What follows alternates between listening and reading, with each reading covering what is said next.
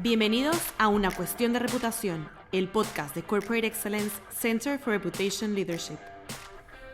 Bienvenidos a un nuevo episodio de Una Cuestión de Reputación. En esta ocasión nos complace tener como invitado a un líder destacado en el ámbito empresarial y de la sostenibilidad, Carlas Navarro.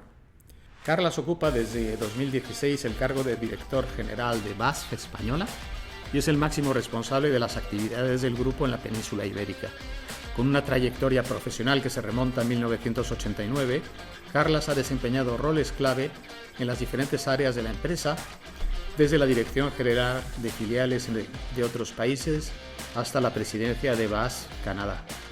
Licenciado en Ingeniería Química por el Institut Químic de Sarrià y con un máster en Dirección de Marketing por la Escuela de Negocios ESADE, Carlas Navarro no solo cuenta con una sólida formación académica, sino también con una amplia experiencia en la industria química y un profundo conocimiento del mercado global.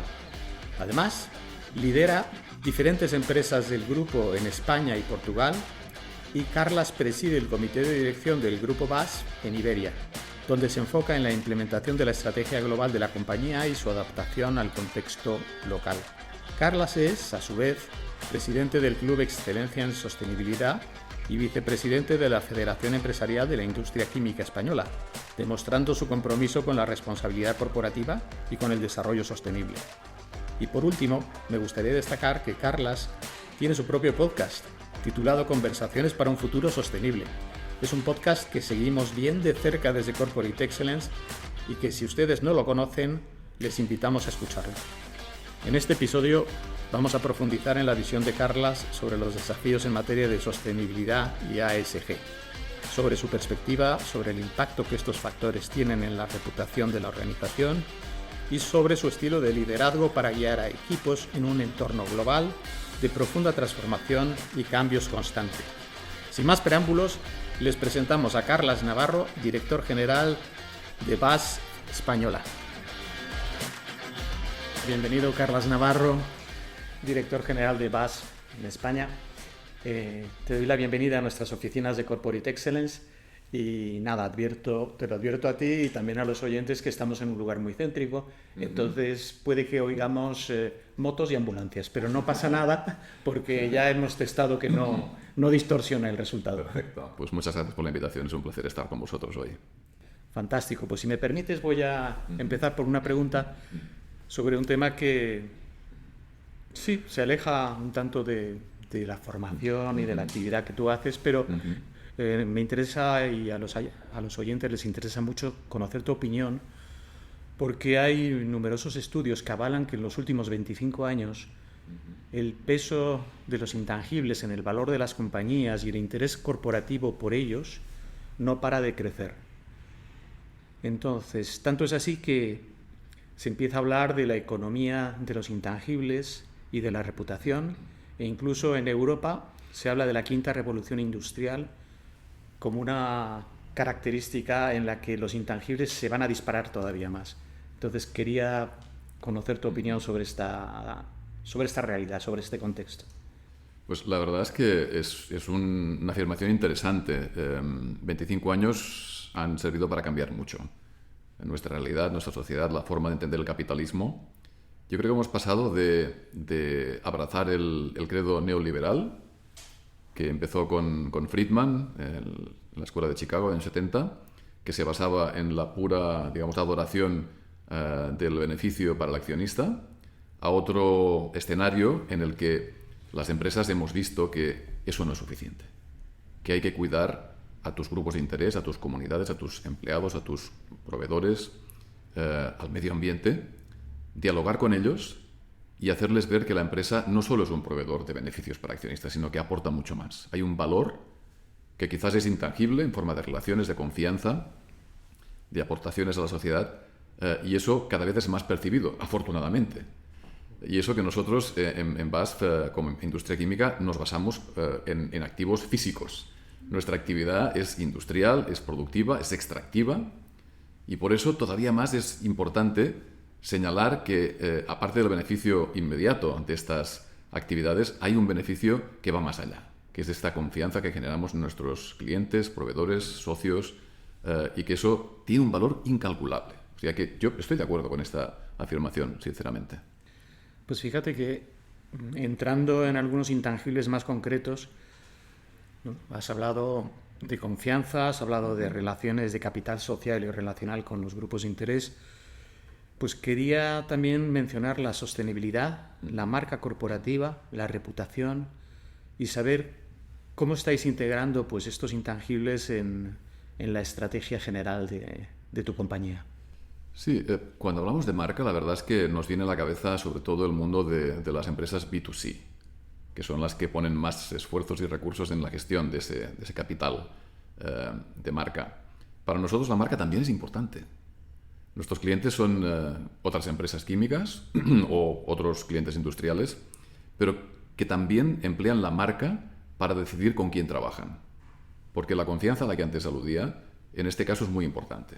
La química es una actividad que tiene un cierto riesgo, evidentemente, que manejamos y que gestionamos, y una cierta, digamos, necesidad de tecnología para poderse ejecutar de una forma solvente. Y esto los clientes lo valoran. Y esa percepción la asocian a las diferentes marcas. Y BASF tiene, afortunadamente, una marca muy solvente. La sostenibilidad es un pilar absoluto de nuestra estrategia. Y viene también del hecho de lo que decía antes, de que somos una actividad extractiva. Nuestro impacto es visible cada día, a cada segundo que pasa en el que nuestras fábricas están en marcha. Vemos que pues, consumimos recursos naturales finitos y emitimos pues, gases, residuos que intentamos gestionar de la mejor manera posible, pero que tienen un impacto concreto en el medio ambiente. Y por eso somos tan agudamente conscientes de que sin un posicionamiento casi agresivo de sostenibilidad no tenemos licencia social para operar. Esa es nuestra clave. La industria química tiene que ser segura y tiene que ser sostenible e innovadora para que las comunidades que nos acogen nos permitan hacer ese trabajo. Y eso se basa todo en nuestra reputación como empresa, de buen ciudadano, de buen, digamos, industrial, y la confianza que generamos en nuestros interlocutores. Por tanto, la sostenibilidad, que ya está desde hace 25 años en nuestra estrategia, pues es una clave importante. Y hay que tener en cuenta que BASF, por ejemplo, pues en 2015 fue una de las empresas que fueron llamadas por las Naciones Unidas a colaborar en la redacción de los ODS. Fuimos parte de los grupos de trabajo y, por tanto, nos identificamos absolutamente con estos ODS. Pues fíjate que voy a tomar una palabra que has mencionado, ¿no? Que es la palabra riesgos. Fíjate que Aon cada año entrevista a miles de CEOs en todo el mundo y les pregunta por los 10 riesgos más importantes. Y en todas las ediciones, entre los 5 primeros riesgos, aparece el posible daño a la marca y a la reputación de la compañía. ¿Cómo ves este riesgo? En el caso de la industria química, el riesgo reputacional asociado a incidentes o accidentes puede ser devastador. Lo hemos visto en numerosas ocasiones, hemos tenido ejemplos cercanos, incluso en la industria química en Tarragona hace 4 años, una gran explosión. Estos incidentes o accidentes pueden destruir la reputación, seguro que a corto plazo y a medio plazo de una compañía. Y luego cuesta mucho esfuerzo, mucho dinero, muchos recursos, mucho trabajo de convencimiento recuperar esa confianza. Al final se puede conseguir, hay ejemplos de esa reversión de daños, pero es muy difícil. Es mucho mejor no perderla y, por tanto, gestionar esos riesgos de forma inteligente, de forma prudente, e invertir en eso. Y somos, como decía antes, muy conscientes de que tenemos esa necesidad y por eso apostamos por poner la seguridad por encima de cualquier otra consideración, porque de ello depende, como decía, la licencia social y también nuestra reputación como empresa. Por tanto, totalmente de acuerdo con esa afirmación de Aon, sí. Pues fíjate que yo estoy totalmente de acuerdo con lo que estás diciendo, porque al final el riesgo reputacional deriva de otros riesgos, de los operacionales, de los riesgos que tienen que ver con el día a día, ¿no? Entonces, me gustaría saber qué iniciativas o programas específicos estáis poniendo en marcha en BASF precisamente para prevenir esos riesgos. A ver, hay muchas medidas que se podrían comentar bajo el paraguas de responsabilidad social corporativa que van encaminadas pues, a mejorar tu relación con stakeholders. Pero yo creo, sinceramente, que lo que más nos ayuda en términos de liderazgo reputacional en la industria química es la labor que hacemos como empresa para transformarnos hacia una empresa del siglo XXI moderna, sostenible e innovadora y ayudar a nuestros clientes a hacer esa transformación también hacia una economía verde y sostenible. Es decir, nuestro propio proceso que estamos explicando al mundo, a nuestros clientes en primer lugar y a las autoridades, es para nosotros el mejor mensaje. Estamos explicando que como industria química estamos en transformación, en revolución, diría yo. Hay que cambiar completamente la forma de hacer productos químicos. Hay que abandonar los combustibles fósiles y las energías no renovables para pasar a una economía circular, una economía desfosilizada y en nuestro caso digital, segura, que sea cada vez menos tóxica según los parámetros de la Unión Europea, del Pacto Verde, y por tanto eso hay que hacerlo rápido. Hay poco tiempo para hacerlo y hay que invertir mucho dinero.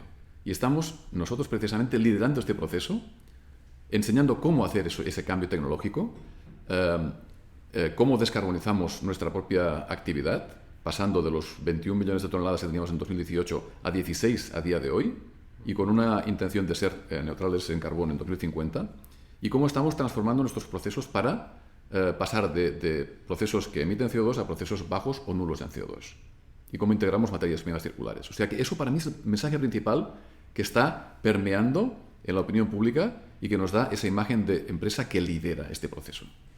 Esta revolución y este cambio y esta transformación que impacta positivamente en vuestra reputación, has hablado de que también ayudáis a vuestros clientes a hacerlo, pero tenéis también a otro stakeholder muy importante, que son vuestra cadena de suministro. Así es. ¿Trabajáis con ellos también en este sentido? Sin ellos sería imposible. Sería imposible hacer lo que hacemos. De hecho, tenemos consultado hace poco el reporte global de BASF 2023. Tenemos 70.000 proveedores, 78.000 clientes y 45.000 productos. Son cifras grandes. 70.000 proveedores de todo tipo de productos y servicios, evidentemente, que son básicos porque constituyen lo que llamamos el alcance 1, el 3.1, que es el aguas arriba, y que significa que lo que compramos en términos de materias primas entra directamente con su huella de carbono a nuestro proceso.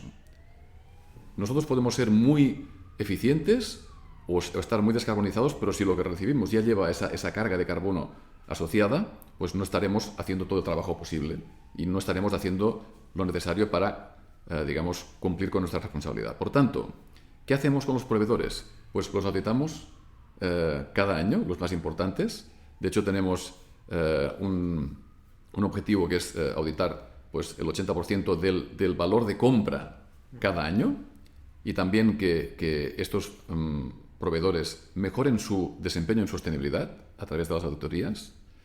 Tenemos también el compromiso de reducir un 15% la huella de carbono de los proveedores a 2030, y esto está a la vuelta de la esquina. Por tanto, hay que empezar a pedirles a ellos también que nos presenten sus productos en formato baja huella de carbono, y la presión de una empresa como BASF evidentemente surte efecto.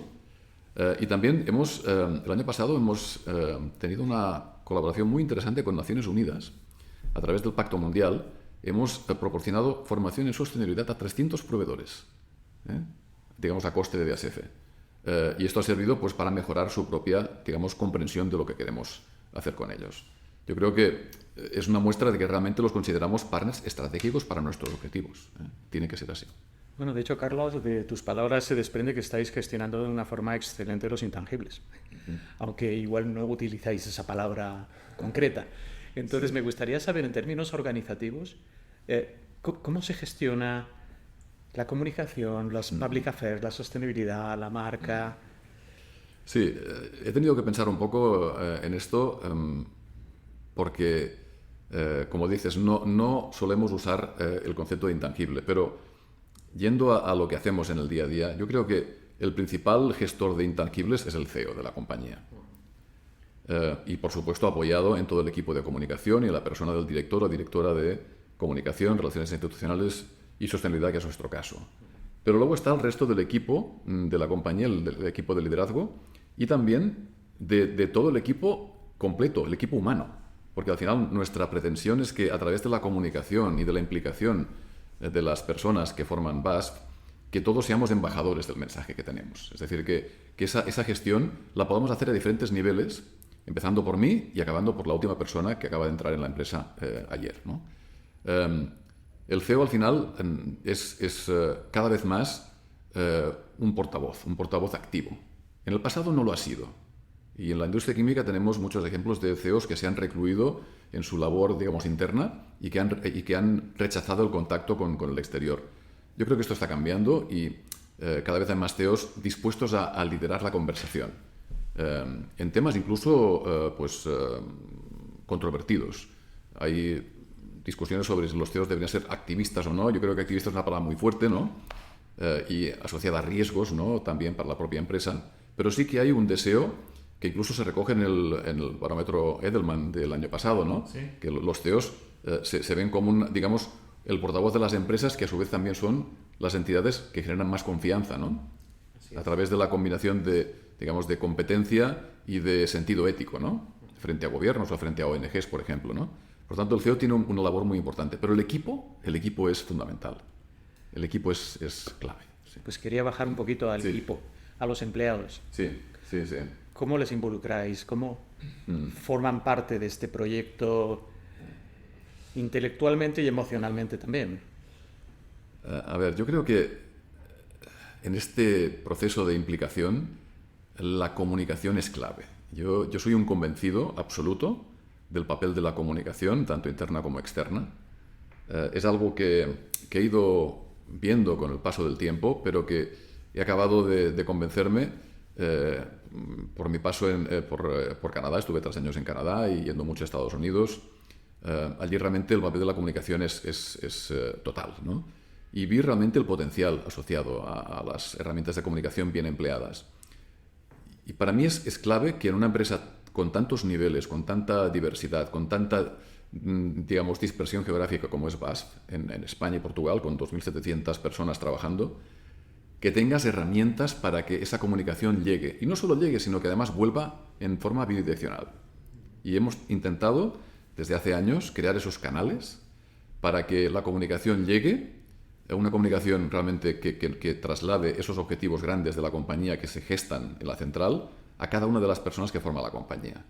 Y para ello hemos creado un canal, de hecho lo creamos hace ya casi 8 años, una especie de town hall, de conferencia trimestral, a la que invitamos a todos los colaboradores del grupo que se pueden conectar vía internet a este evento que se emite por webcast, donde yo informo en primer lugar de la marcha de la compañía, de temas de seguridad, de proyectos, y luego invitamos a diferentes personas de toda la organización a explicar proyectos, a presentarse, a explicar iniciativas. Y esto ha funcionado muy bien. La gente de pronto ha visto que hay información actual, veraz y ágil, bien presentada sobre qué está pasando, algo que antes no existía, ¿no? Y en la parte final tenemos también 20 minutos para preguntas y respuestas, que pueden ser sobre los temas que se han tratado o cualquier otro tema. Yo siempre insisto en que el micrófono está abierto para todos. Y ahí las personas envían sus preguntas y las contestamos de la mejor manera que podemos. Y eso ha tenido un impacto importante. Se conectan siempre centenares de personas, hasta 700 personas. En muchos casos esto durante la pandemia fue un regalo, porque era el canal que teníamos ya abierto con toda la plantilla, y ha sido una forma de también pulsar cuál es el sentimiento en cada momento de la plantilla. Eso para nosotros ha sido fantástico. Sí, pues fíjate que tu percepción sobre la importancia de la comunicación y de la comunicación interna es algo que venimos observando en un estudio que hacemos cada año, que se llama Approaching the Future, tendencias en reputación y gestión de intangibles, y hemos visto cómo no para de crecer la importancia estratégica de la comunicación, y el desencadenante fue la COVID-19 y el redescubrimiento de la importancia estratégica de la comunicación interna. Pero quería volver a una idea que lanzaste nada más empezar esta conversación, con una declaración de principios en la que hablas de la importancia de la creación de valor en el largo plazo y de una distribución de ese valor de forma más equilibrada entre tus principales stakeholders. Y para eso, pues quizá la remuneración, los indicadores, los KPIs no financieros pueden ayudar a que este foco en el largo plazo no solo sea una declaración de principios, sino que esté vinculado también a las políticas de remuneración. Sí. Esto es así. En el grupo BASF tenemos en los niveles ejecutivos unos bonus a largo plazo que están vinculados precisamente a la consecución de objetivos corporativos. Nos gusta hablar de objetivos corporativos, no de financieros y no financieros, porque para todos nosotros son todos ellos importantes y hay que conseguirlos todos, incluyendo los medioambientales, ¿no? Y hay un objetivo que tenemos y que vale una tercera parte del peso para valorar ese bonus, que es precisamente la reducción de emisiones de CO2. Y eso es algo que tenemos metido en la cabeza y que se traslada a acciones en cada país, en cada fábrica, para que esa reducción avance según el ritmo propuesto. Y de hecho, tengo el orgullo de decir que aquí en Iberia estamos por delante.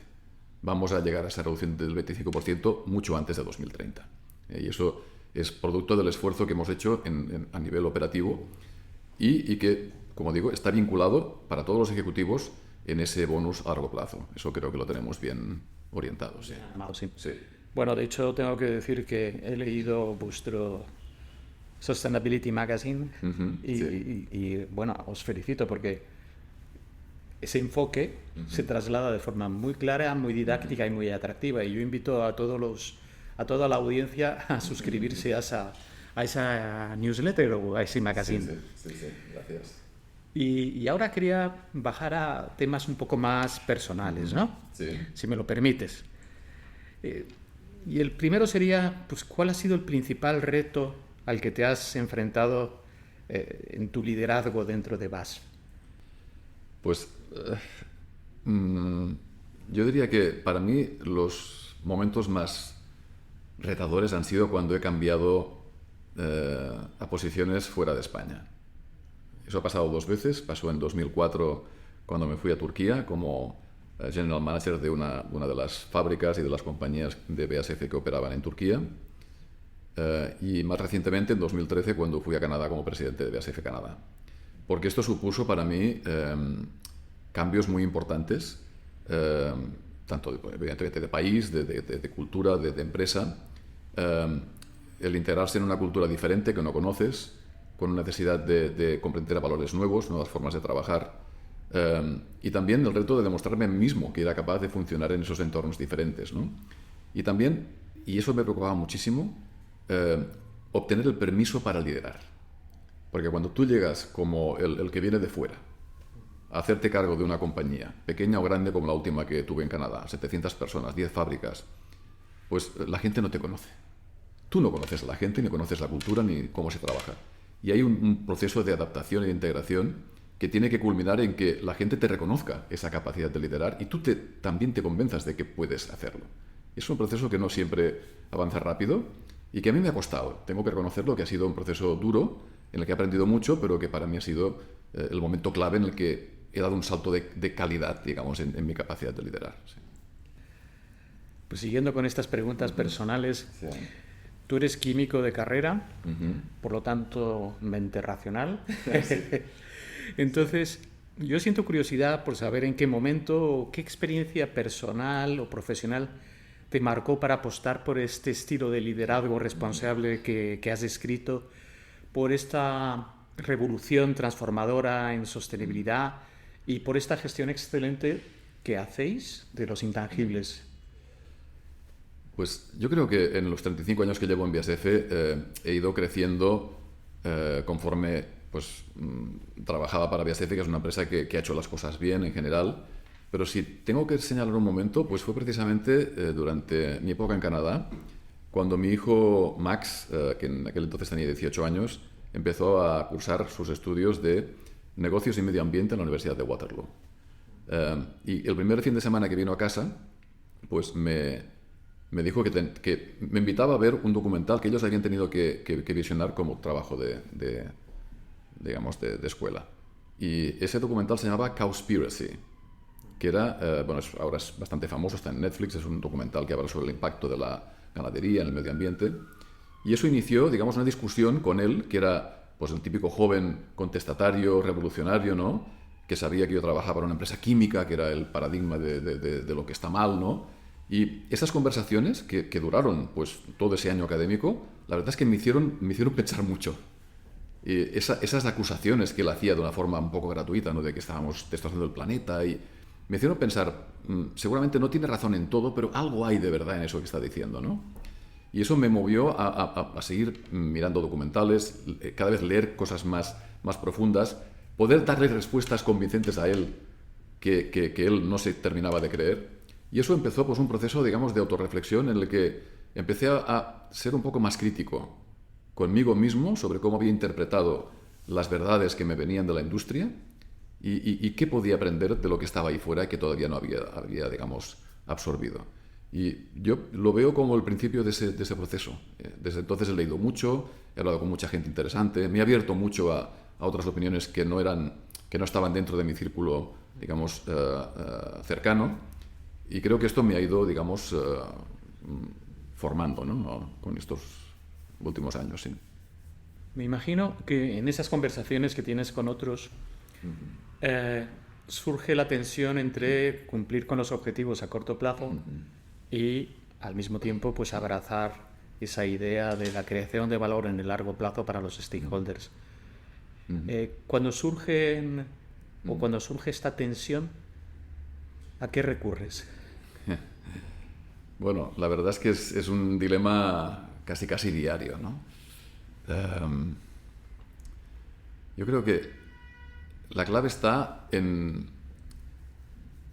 no apartar los ojos del horizonte, ¿no? Porque no sé quién fue que dijo que un obstáculo es lo que se ve cuando dejas de mirar al horizonte, ¿no? Cuando fijas la vista hacia abajo y ves la piedra que tienes en el camino y dejas de ver ese horizonte positivo, deseable que tienes que alcanzar, ¿no? Entonces, los problemas diarios nos apartan de esa visión de futuro positiva. Por tanto, yo creo que hay que recordar continuamente hacia dónde vamos.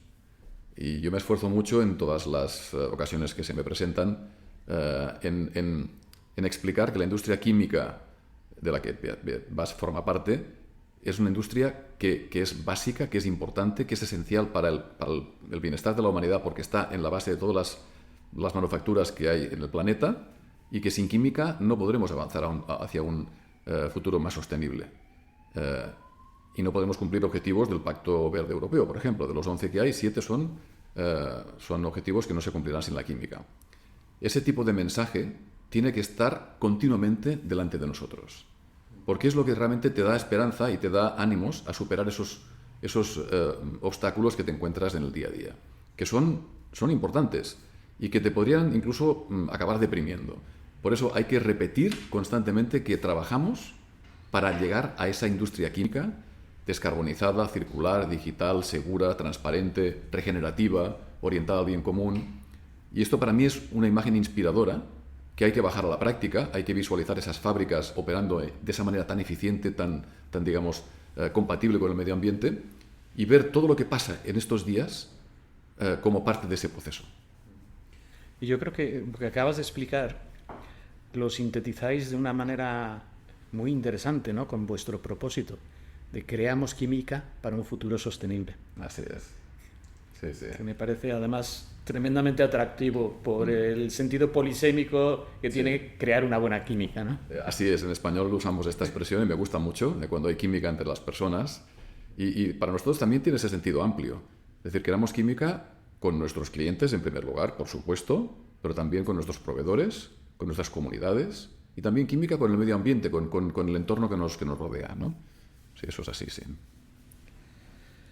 Pues mira, esta conversación es apasionante, pero tenemos que ir cerrando. Entonces, me gustaría saber, siguiendo con lo personal, que interesa muchísimo a todos, ¿no? Si pudieras enviar un mensaje volviendo atrás al pasado, cuando eras más joven de lo que eres, al comienzo de tu carrera, ¿qué te dirías? ¿Qué le dirías a ese joven? Sí. Yo creo que me diría a mí mismo que ejercitara antes y de una forma más intensa mi pensamiento crítico. Yo creo que el pensamiento crítico es una herramienta necesaria, imprescindible, diría yo, en el día de hoy, con esta avalancha de informaciones de todo tipo, creíbles y falsas. que nos sirve para distinguir lo esencial de lo accesorio, lo falso de lo verdadero. Y a mí me hubiera servido de mucho aplicar ese filtro siendo más joven, para no creer todo lo que se dice, incluso dentro de la industria química. Y me hubiera también animado a estar más atento a los impactos de la industria química, que durante tiempo pues, la propia industria pues, no ha tenido mucho interés en evidenciar, ¿no? Y me hubiera gustado ser más consciente antes de lo que lo he sido, de todo ese impacto y de realmente lo que había que cambiar para empezar a hacer las cosas bien. Esta revelación me ha llegado un poco tarde. Me hubiera gustado mucho más ser consciente, y esto yo creo que habría que explicárselo a los jóvenes que salen de las universidades o de los centros de formación, de FP, por ejemplo, que desconocen en gran medida esta realidad. Yo hablo bastante a estudiantes de universidad y me doy cuenta de que no tienen conocimiento de la situación del planeta, de la emergencia climática o del agotamiento de recursos, de la pérdida de diversidad, del colapso de ecosistemas. Y es una lástima porque van a tardar tiempo en aprender esto, si lo aprenden. Y no hay tiempo que perder. Ese es el problema. Muy bien, mira, lo último. Sí. En este podcast, que se llama Una cuestión de reputación, los oyentes siempre agradecen pues, algo de inspiración. Algo que tú hayas leído, algo que tú hayas visto, algún referente que quieras recomendar a los oyentes. Yo recomendaría 2 libros que a mí me han marcado mucho. Uno que lo leí hace 4 años o más, El planeta inhóspito, de David Wallace Wells. Es una descripción bastante cruda de las consecuencias del cambio climático y del panorama que nos espera si no hacemos las cosas mejor. Un libro que tuvo en su momento mucha repercusión y hasta generó controversia, pero que nadie ha sabido desmentir en sus postulados. Yo lo veo todavía como una obra de referencia. Y luego otro libro que es Menos es más, de Jason Hickel, que es uno de los padres, en Europa por lo menos, de la idea de decrecimiento o poscrecimiento, que es una idea bastante controvertida también, que genera mucha oposición, pero que tiene elementos muy interesantes, porque no habla simplemente de que dejemos de crecer en términos de PIB, sino que hagamos crecer lo interesante, la igualdad, la educación, la protección de las personas, del medio ambiente, y hagamos de crecer las cosas que no nos interesan. La contaminación, la desigualdad, el consumo de recursos fósiles, la pobreza. O sea, es una idea que realmente me resulta muy sugestiva, y yo animo a todos a por lo menos explorar ese concepto. Carlas, muchísimas gracias. Muchísimas gracias también en nombre de todos los oyentes. Nos has regalado una conversación enormemente interesante, rica y visionaria. Por lo tanto, también te tengo que dar la enhorabuena. Muchas gracias, Ángel. Ha sido un placer, de verdad, ¿eh? Gracias a vosotros. Has escuchado otro episodio de Una cuestión de reputación. ¿Quieres formar parte de la revolución de los intangibles? Descubre cómo unirte a la fundación en nuestra web www.corporateexcellence.org. Te esperamos en el próximo episodio para más aprendizaje, innovación y contribución al mundo empresarial.